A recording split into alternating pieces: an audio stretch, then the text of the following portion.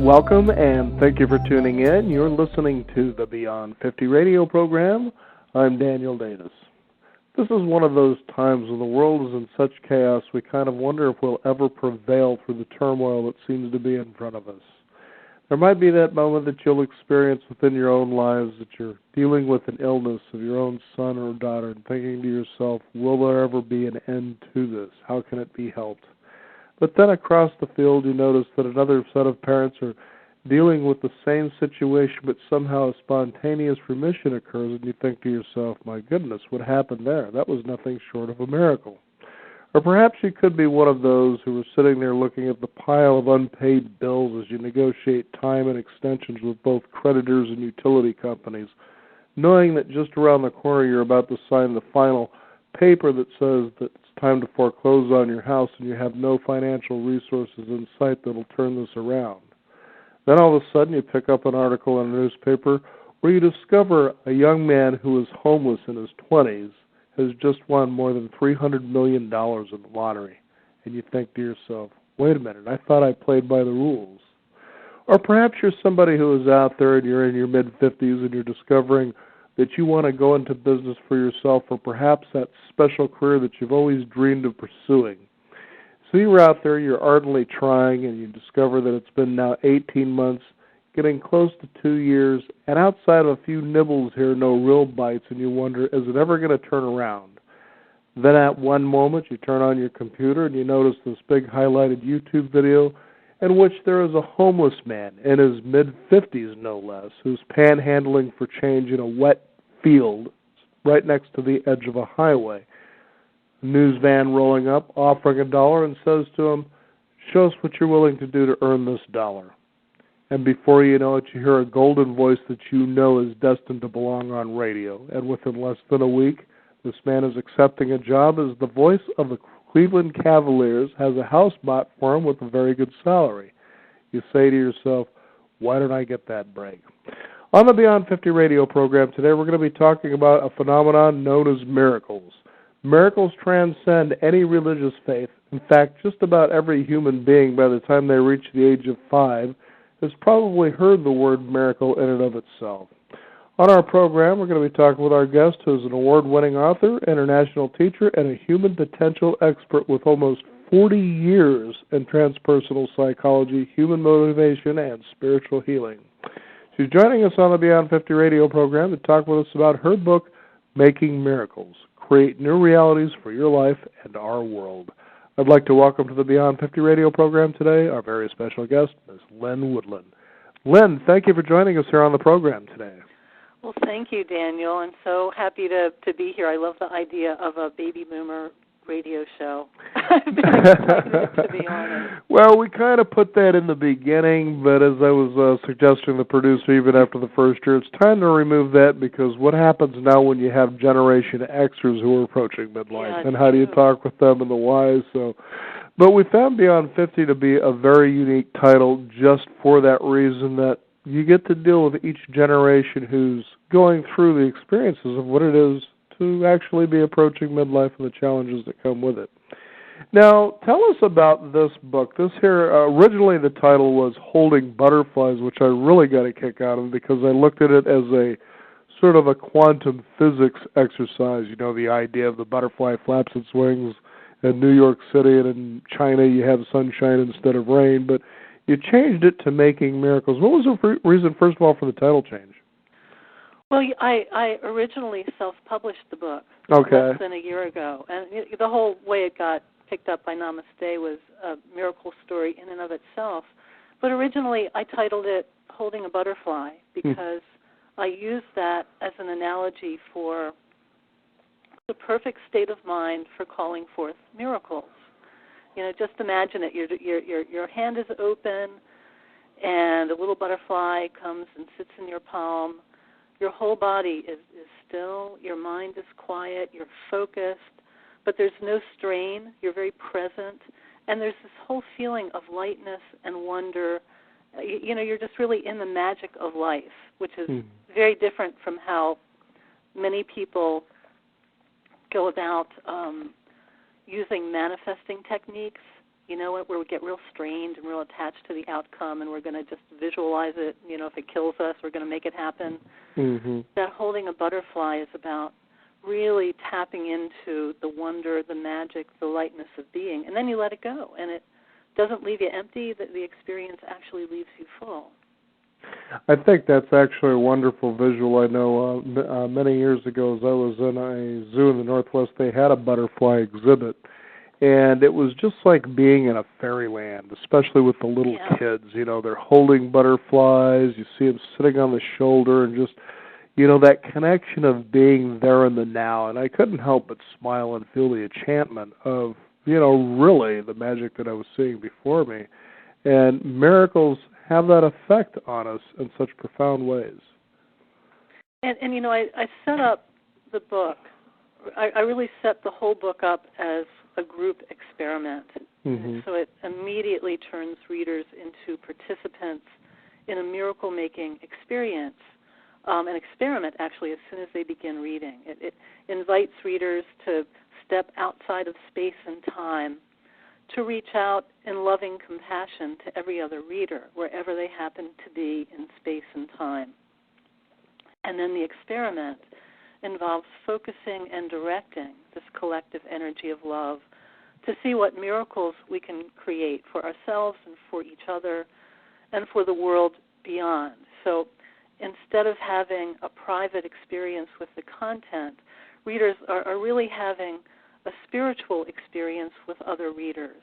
Mm-hmm. And the whole book becomes a sort of giant prayer set in motion on behalf of every reader. And, you know, that's a really important element in miracle making, in my mind.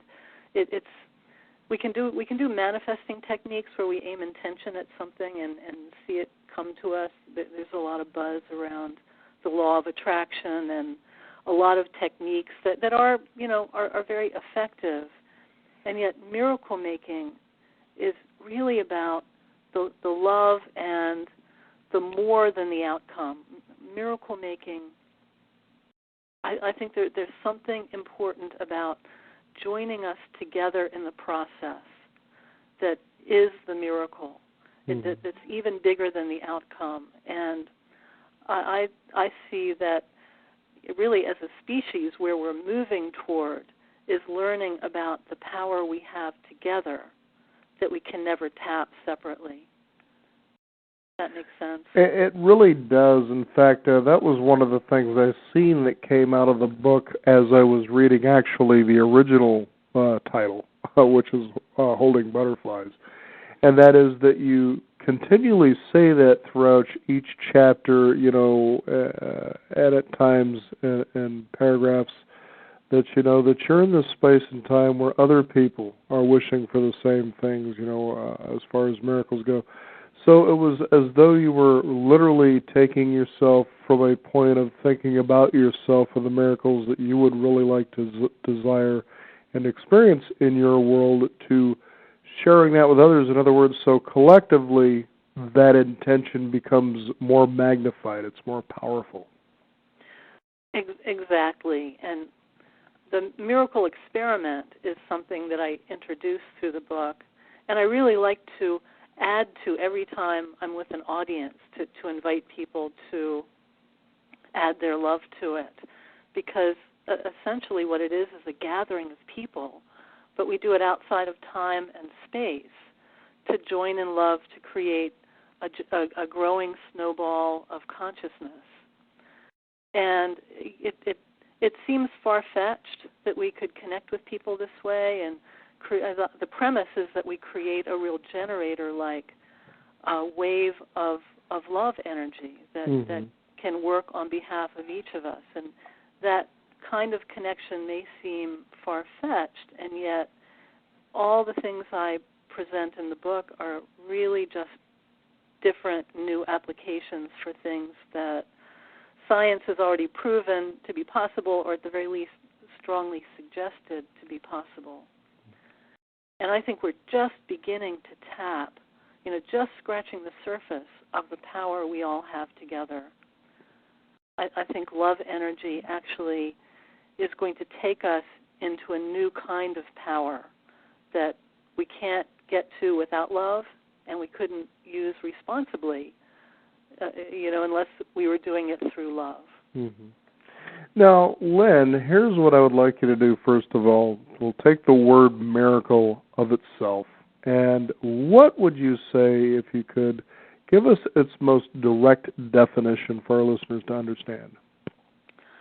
Well, a miracle, as I think of it, is an event born in unconditional love.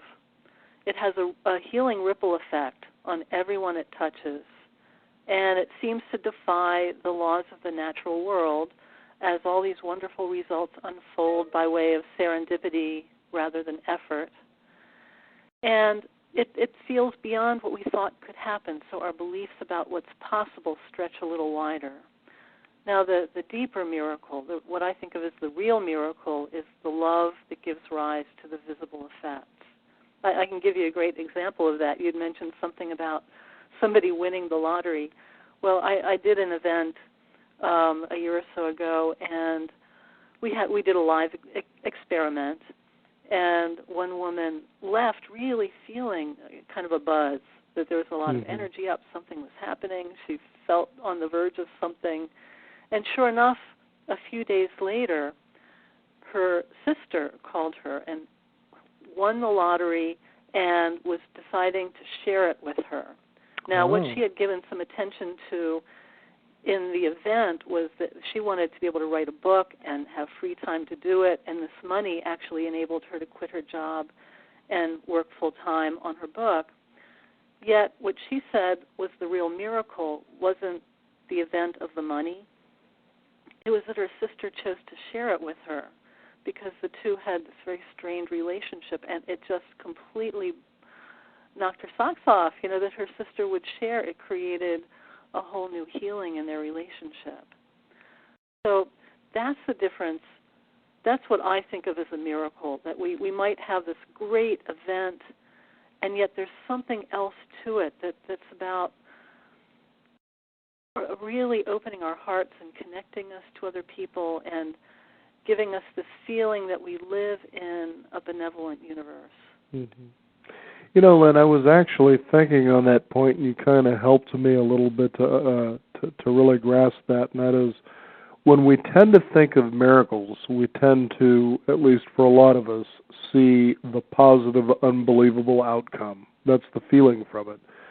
But it sounds to me from what you're saying is that the miracle can also come as a very negative or even dark experience all at the same time, which creates, even though you don't know it at that moment, that positive, spontaneous outcome that we were seeking in the first place. Have you seen that to be the case from time to time?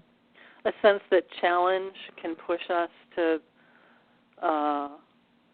create something miraculous? Mm-hmm.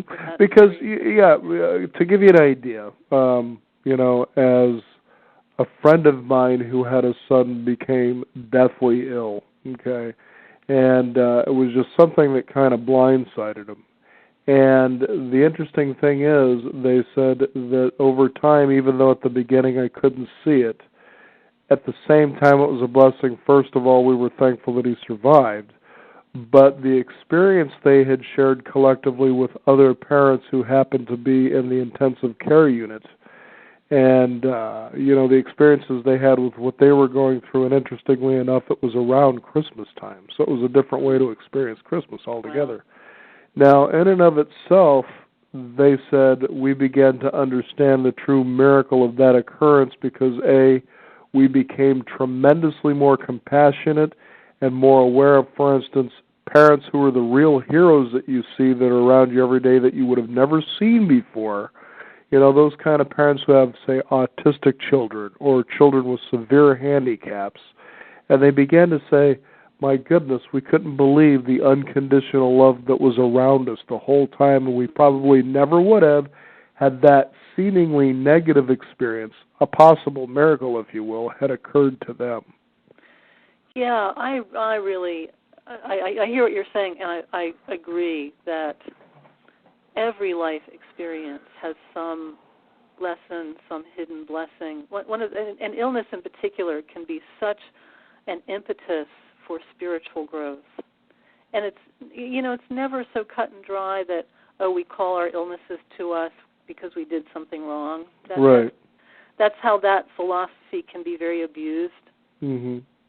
And yet if we step back and see a bigger spiritual picture to it all, invariably we can find something that, even if we have to take it all the way back to a soul level, something that we're learning, something that we're gaining.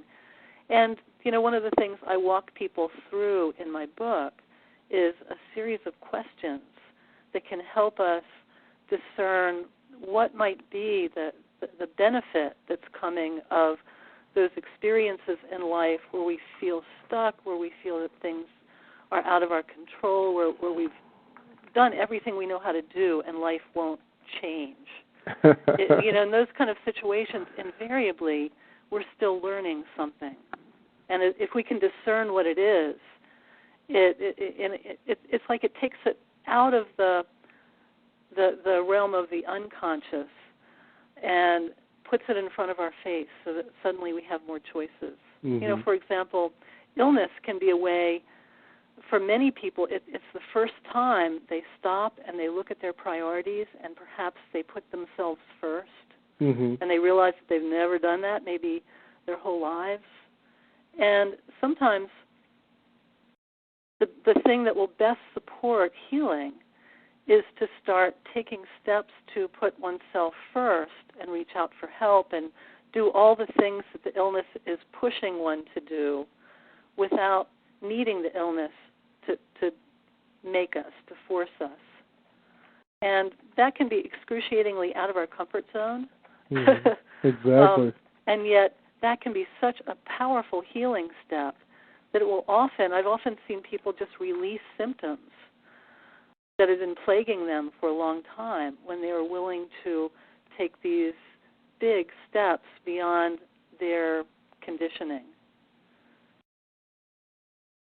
It's fascinating to think about miracles, but I know the first thing I'm sure that people maybe have when they come to getting this book is that I think, what I want to do is change the circumstances in my life that to me just don't feel like they're working, mentioning earlier in the program, for instance, about someone who's just about to lose something they've, played by the rules, they've worked hard for, and all of a sudden, it looks like it's just about to disappear out of their hands. And then they read about this homeless person, that hits it big, and they think, when do I get my break? How come I'm suffering so much?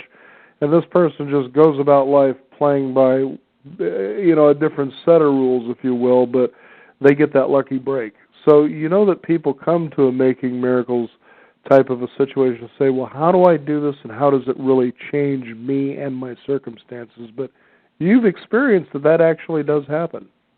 Oh, I've had so many stories come in from readers of my book. And I've been doing this work for years and years in live events, so I've been seeing it, forever.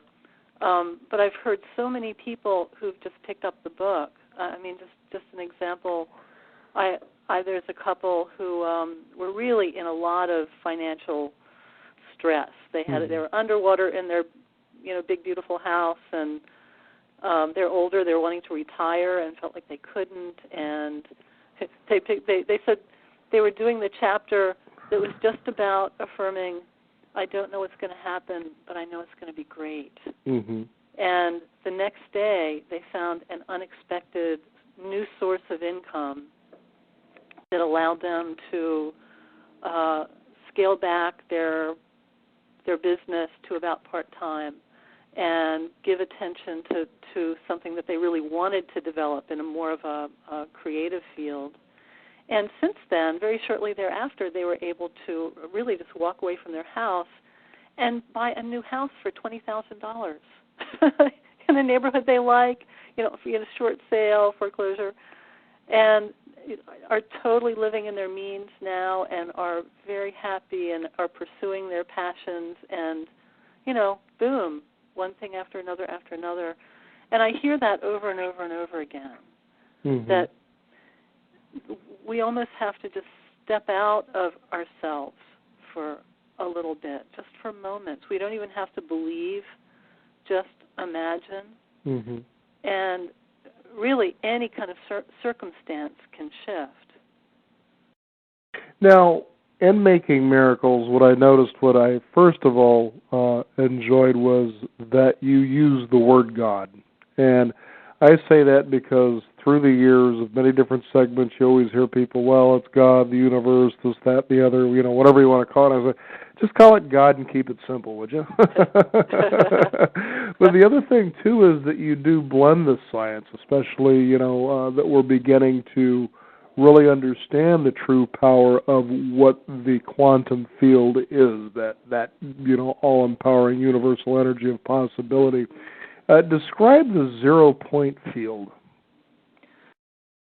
Well, science is showing the nutshell definition of the zero-point field is that it's all the energy left in a space when all possible matter and energy are removed.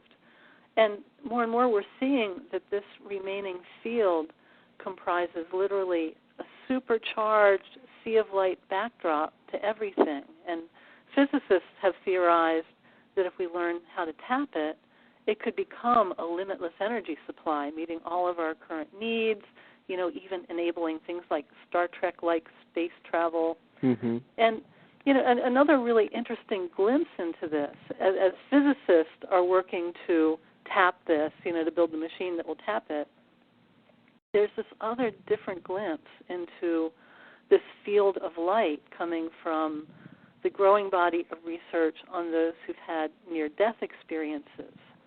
Because consistently, people who've clinically died and been revived tell a similar story of coming into contact with a mystical light.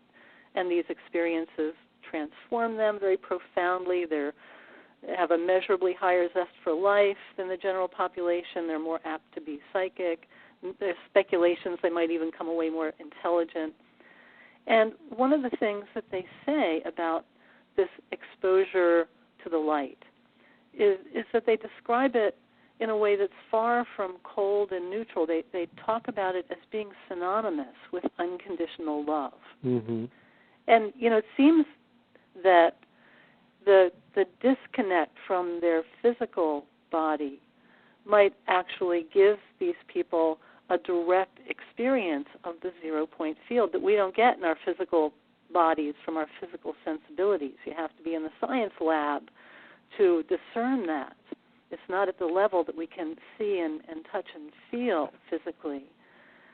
But when we're removed from that, those people who die actually experience it and come back saying that it is the light of unconditional love. So science is showing us the existence of a limitless, living energy field of light and love that's everywhere, yet it's invisible to our physical senses. It's benevolent. To me, that sounds like a good working definition of God. Mm-hmm.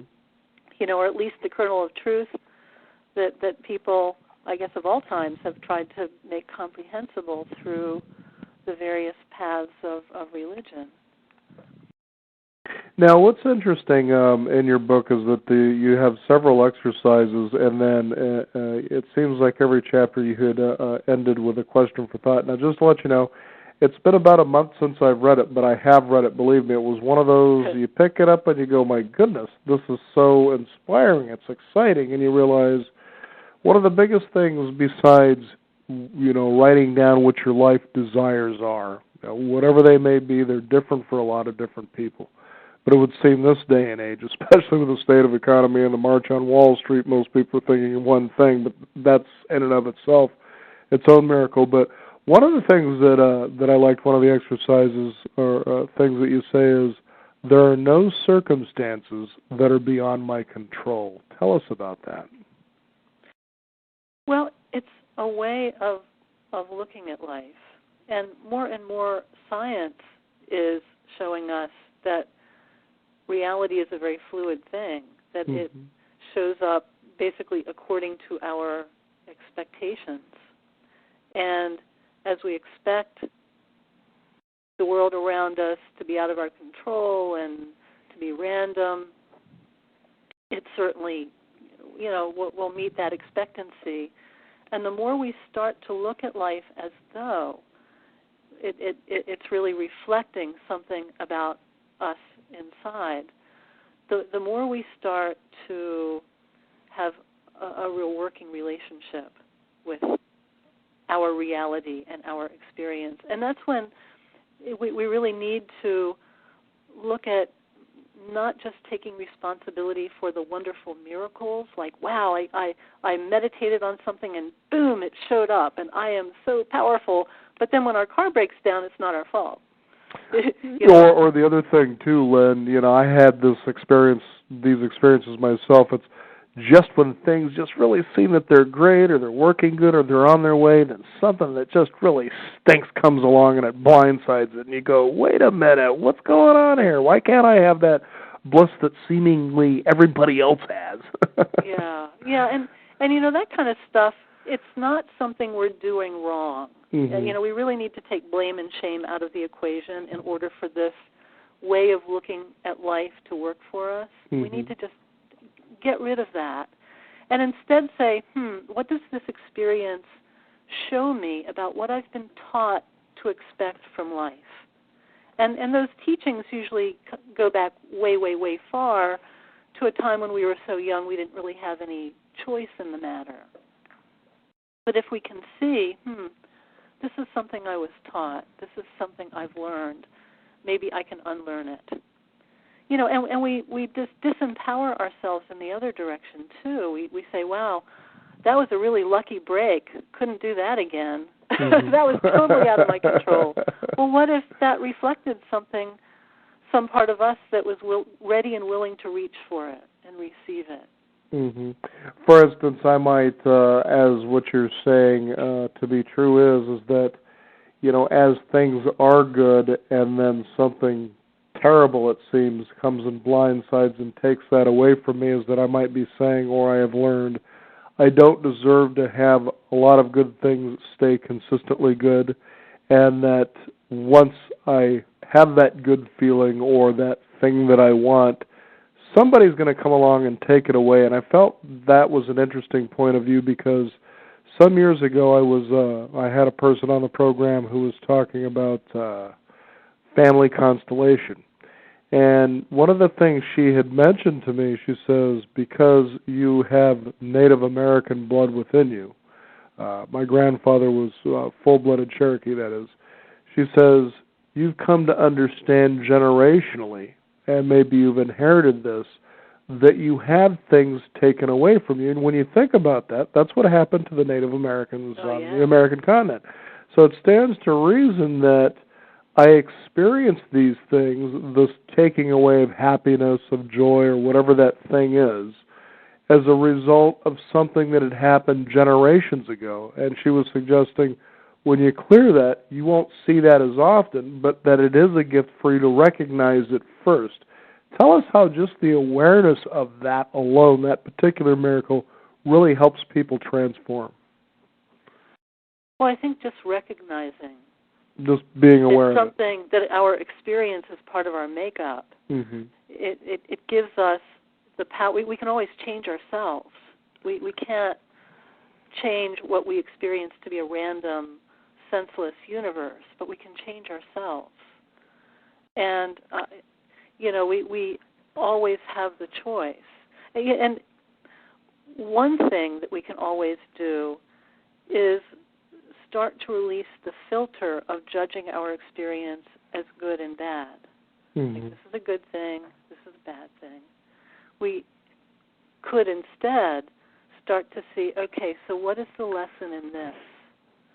For example, say I come down with an illness, and I really wanted to go out and have fun, and I had something planned, and I was all excited and bummer. What's this about? What does this always happen to me? I might instead say, what part of me had resistance to doing this? What part of me has been overdoing it, perhaps, and really needs to be quiet instead of going out and going? What can I do for myself to honor this place I'm in? What is my body calling me to do, and how can I do that? So I could see that as a gift rather than just a bummer, an unfair bummer. So I think that's part of stepping out of the human personality perspective and into a more spiritual perspective of really letting go of the filter of calling some things good and some things bad, and instead looking at it all as information and opportunity. Yeah, that's very well said. It seems like it was about a year ago where I had that presented to me, and I thought, that's an interesting way to look at things. That if you take away, as you said just shortly, not too long ago, the filter with which we experience whatever that is. We experience a thing as good and joyful because it is that. But then, let's take an interesting circumstance. Let's say that you get arrested or, something like that happens. You get pulled over, you get a speeding ticket, and you're standing in front of the judge. Well, that's a bad thing. Well, actually, you can even shift that to being, this is an interesting experience. I don't know that I really like panning out the money that I'm going to need to pay for the speeding ticket, but it was what it was. Is that kind of a way that you're showing this here? Yeah, I can give an example from my own life. Okay. There was a time many years ago when I just made an intention that I was going to let go of focusing on everything that I was mad about, just kind of making myself mad by running things over and over in my head. And I was doing pretty good with it until one day I was just having a really kind of a crappy day. Everything was annoying me, and I was driving in my car, a little bit late to an appointment, and just really getting into that downward spiral of anger thoughts.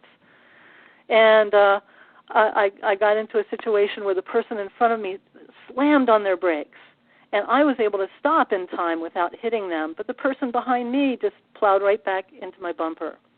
And I really had a choice at that point. I could have gone into, I'm having a really sucky day, and this is one more sucky thing to really tip me over the edge. And instead, I said, okay, that slamming into my bumper really feels like the externalized manifestation of my anger thoughts.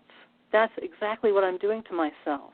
Right. And so what happened is that I allowed that experience to just literally jar the anger thoughts out of my body. They were just gone. It's like boom.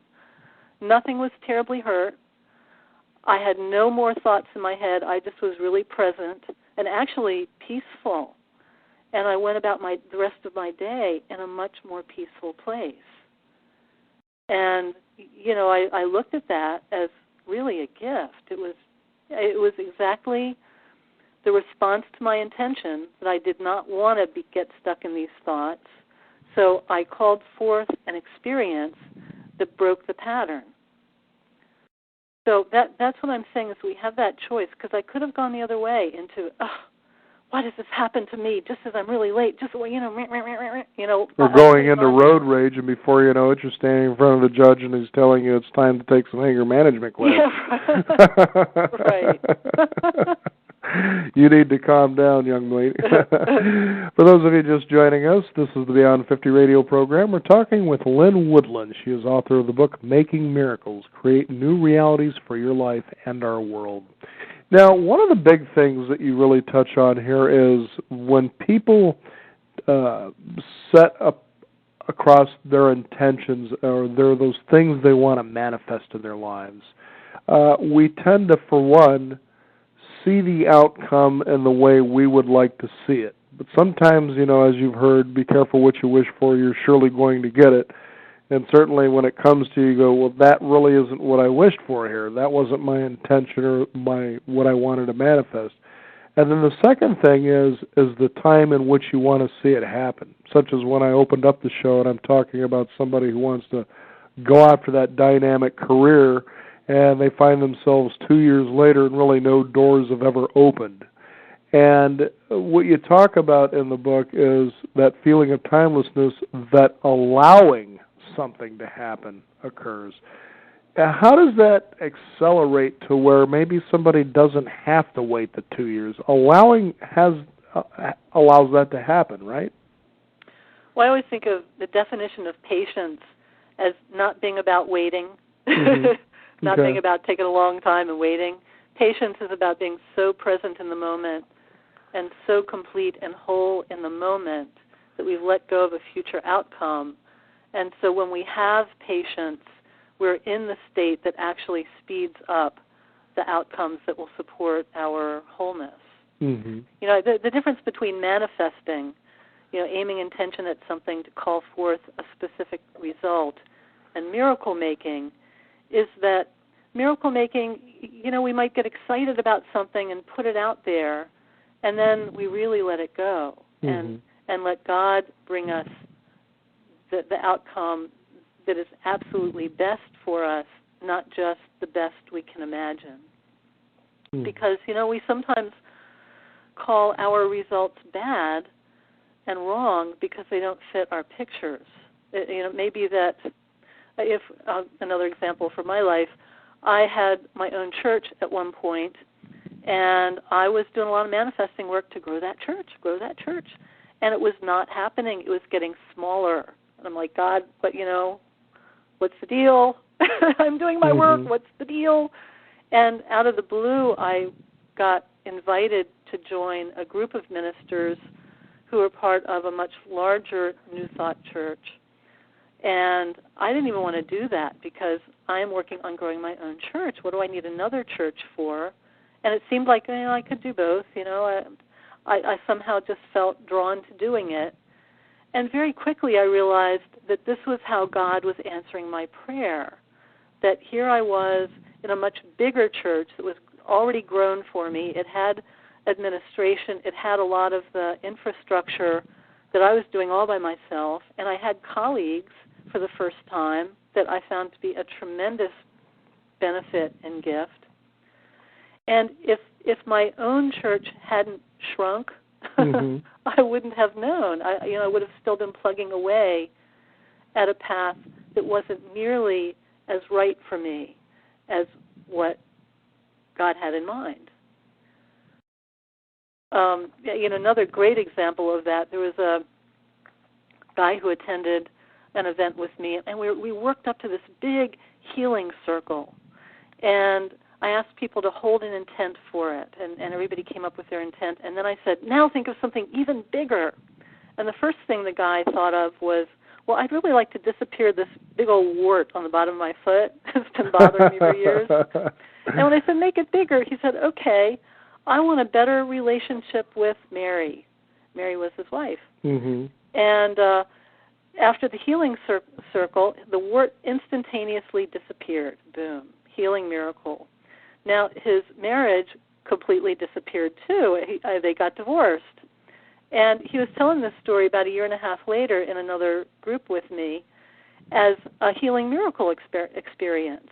And, you know, he also said, well, I guess I should have stuck with the wart, you know, the better relationship with Mary. And then all of a sudden he had this, like, oh, my gosh, experience, because sitting next to him was his new girlfriend, who is also named Mary, with whom he has a better relationship. So, you know, sometimes what looks like breakdown, what looks like things falling apart, is actually the quickest route to what we really want.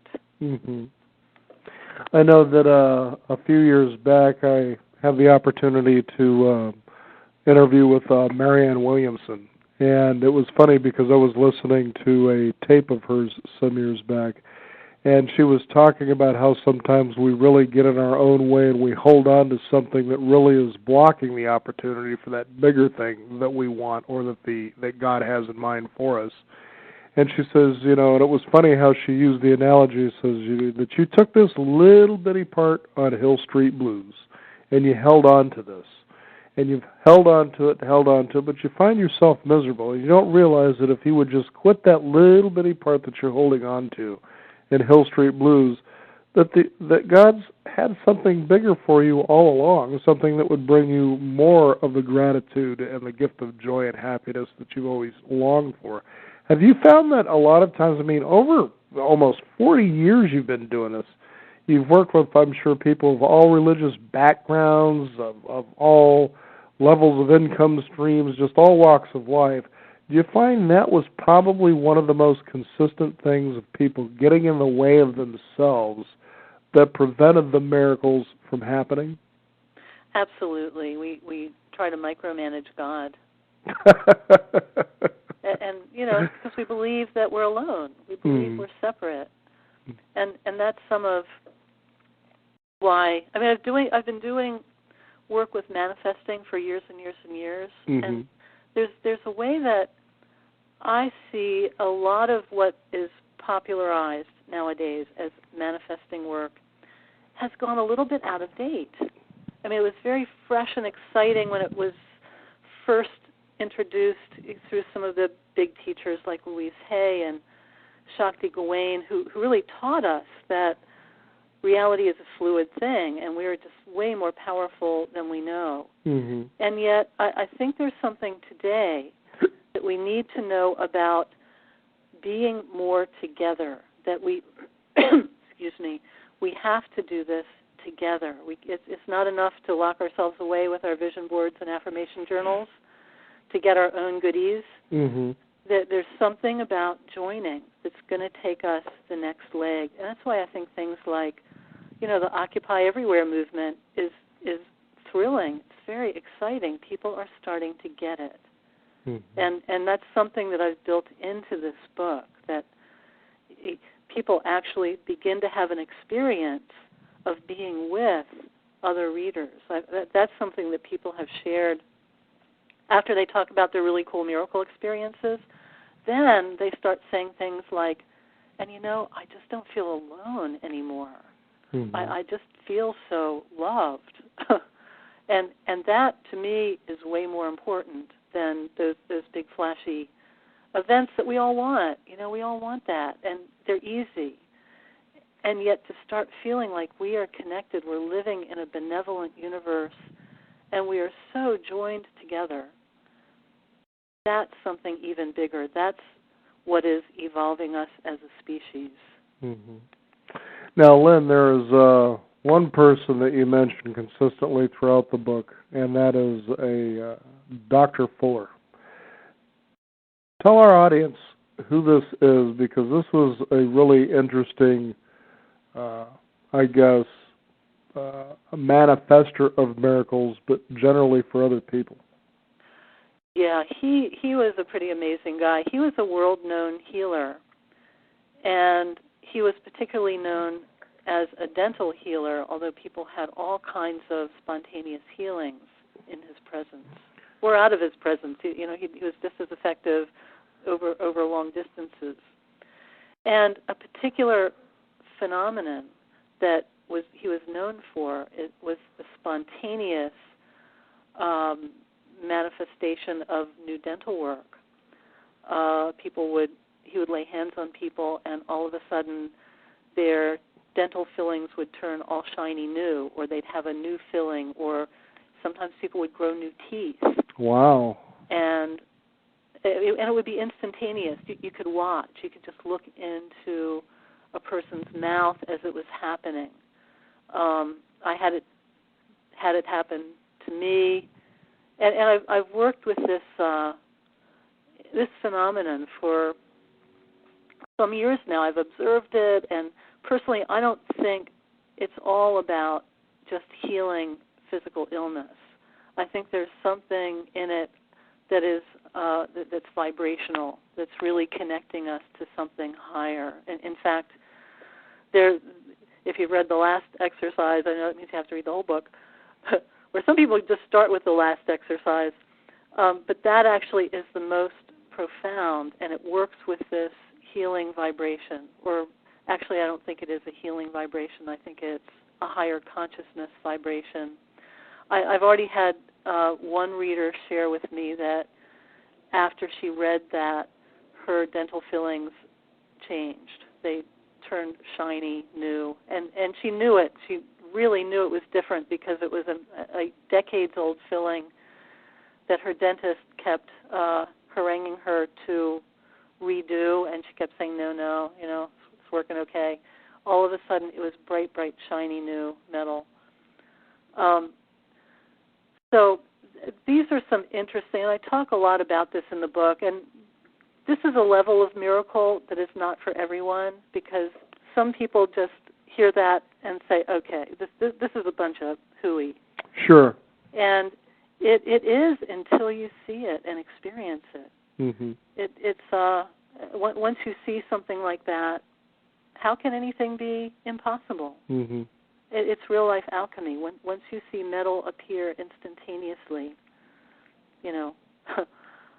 what's a little money in your bank account? Yeah, really. That's easy. I remember actually taking a workshop a few years back, and it was about, changing your belief systems, and there came a point in the exercise where I was asked by the instructor, what would you like to see your business, like income-wise, And so I thought about that, and I started off with something pretty simple. I think it was somewhere right around, I'd like to see my business manifesting about $10,000 per month in revenue.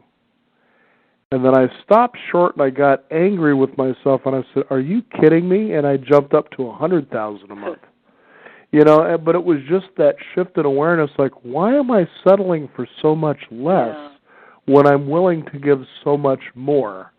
And it was interesting to feel the response from the people in the room, like, yeah, go. It was like they were all cheering me on, because they realized that I was literally at that moment going, F this, I'm looking for this, But that we tend to do that a lot when it comes to our dreams or the things that we want to manifest, is that we feel that we've got to play it kind of safe, or we don't want to be greedy, or, those kinds of things. Yeah. But the truth is, when you fully embrace the most you want to ask out of life, and you're willing to do what it takes to do that, in service and so forth, that being large, or being that light, is something that we all deserve to have, because that is the greatest place to serve and to be in the world. Would you agree with that?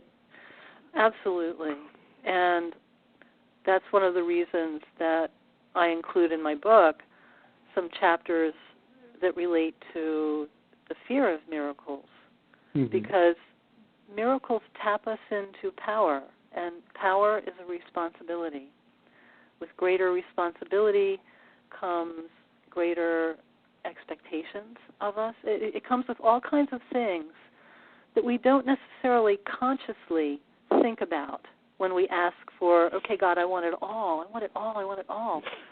Some deep down part of us knows that means that our life is going to change in a really big way. Mm-hmm. And we all tend to have this little screaming inner control freak that's, I think of as a very young part of our personality that equates any kind of change with danger.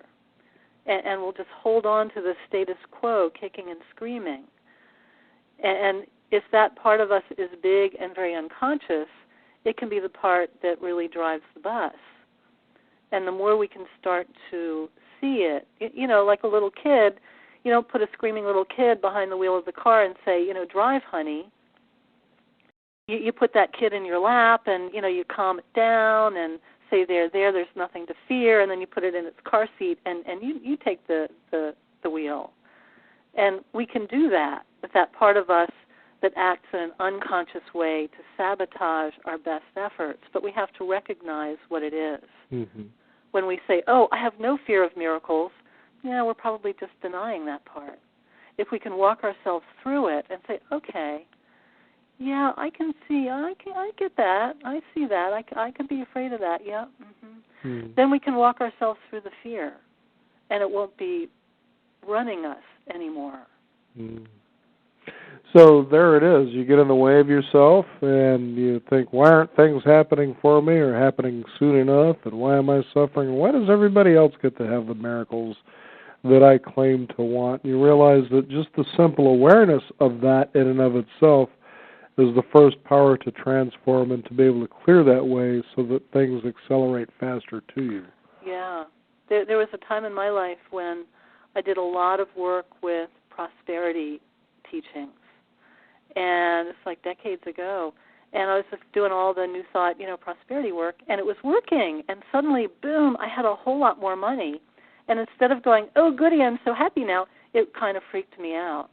Sure. I felt guilty for having more than my friends. I realized what an enabler I was. If there was anybody in my world who needed money, I just felt like I had to give it to them. I had no boundaries. And, there was one night I found myself in the grocery store thinking, oh, what's the most expensive thing I could have for dinner so I can get rid of some of this money? And I caught myself and realized, oh, dear Lord, Uh-huh.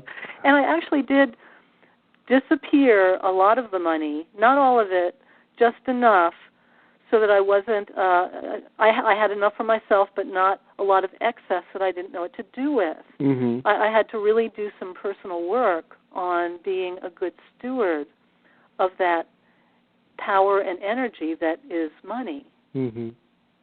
And then, more money came again. Clear the way, and then more just kind of fills up.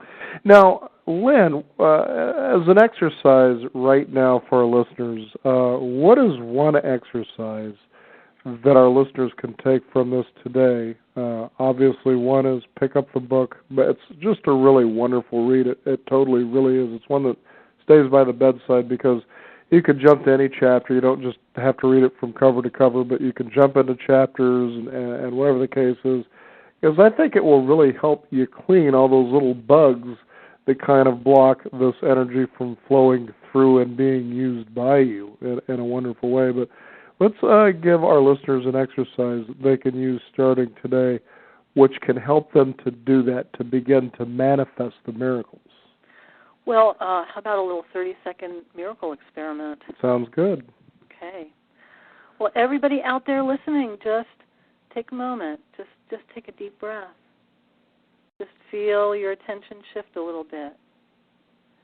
And just imagine the thousands of people who have already added their love into this miracle experiment. All those people in the past. Imagine all those people out there listening to this live. Just picture them in your mind's eye. And now imagine the unknown numbers of people who will in the future add love and compassion to this experiment. Really, time is an illusion. Science has shown us that. So we can all be together right now. And in this moment, let your heart open up and just love them. All of them, with your whole heart. Just for an instant, through time and space, send to all these people, most of whom you'll never meet, send them the faith that miracles are happening. And you don't have to believe any of this. Just imagine, make it real in your imagination. And know that your love may be quietly changing someone's life, maybe providing light in a time of darkness, or opening opportunity where there was none, or gifting someone with undreamed grace. You do this. Now feel how loved you are by countless people, past, present, future, who are sending love to you. And they may have already made your life better in ways you'll never know. Miracles may be popping all around you now. You don't need to believe. Just imagine that all these people are loving you, making things possible that weren't before. Just give thanks. And now let it go. It's as easy as that. And it's truly fair to say that if you can have gratitude, not just for the things that come into your life that are miracles, but also to have gratitude for others who are experiencing the same. That kind of opens up a whole world of possibilities, doesn't it? It really does. It really does. Together, anything is possible. Mm-hmm. Making Miracles is the book. Create new realities for your life and our world. Lynn, do you have a website people can go to and tell us what they can expect? Yeah, my website is lynnwoodland.com, and people can join me for a live miracle experiment by phone. I do them by phone. The next one's coming up Sunday, November 20th. You can register for that on my website. And the book right now is available on the Namaste Publishing website, and you can get there through my website. It'll be out in bookstores in probably a few months. You can probably order it from your local bookstore. Mm-hmm. Fascinating stuff here. Lynn, it's been a pleasure to have you here on the Beyond 50 radio program. Yeah, it's been really fun talking with you, Daniel. Thank you so much. Let's continue to manifest miracles together. Yes, please. Thanks again. Bye-bye. You bet. Again, the book is Making Miracles, Create New Realities for Your Life and Our World. Our guest today is Lynn Woodland. Be sure to visit us at our website, which is beyond50radio.com, the number 50. Sign up for our free weekly e-newsletter. Also, be sure to visit us at our blog. We'll have an archive of this show and also a nice hot link for the website as well. Thank you again for tuning in. This is Beyond 50. I'm Daniel Davis, and remember, live your day past halfway.